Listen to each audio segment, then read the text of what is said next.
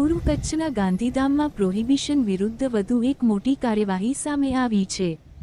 Gandhidham B division પોલીસે ટેન્કરમાં બનાવેલા ગુપ્તખાનામાંથી લાખો રૂપિયાનો વિદેશી દારૂનો જથ્થો ઝડપી પાડીને બુટલેગરોના નેટવર્કને મોટો ઝટકો આપ્યો છે। સરહદી રેન્જ ભુજના પોલીસ મહાનિરીક્ષક શ્રી ચિરાગ કોરડિયા અને પૂર્વ કચ્છ પોલીસ અધિક્ષક શ્રી સાગર બાગમાર તેમજ નાયબ પોલીસ અધિક્ષક શ્રી મુકેશ ચૌધરીના માર્ગદર્શન મુજબ ગાંધીધામ બી ડિવિઝન પોલીસે આ સફળ કામગીરી હાથ ધરી હતી।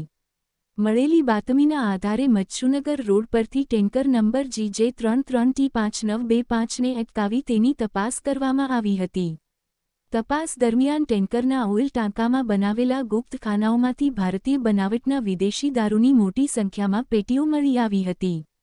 પોલીસે કુલ 81 લાખ રૂપિયા 13,980નો મુદ્દામાલ કબજે કર્યો છે, જેમાં દારૂનો જથ્થો, ટેન્કર અને મોબાઈલ ફોનનો સમાવેશ થાય છે।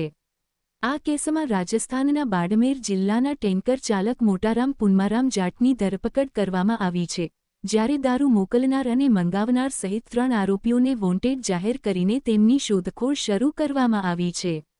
ગાંધીધામ બી ડિવિઝન પોલીસની આ કાર્યવાહી પ્રોહિબિશન વિરુદ્ધની ઝુંબેશમાં વધુ એક નોંધપાત્ર સફળતા તરીકે જોવામાં આવી રહી છે।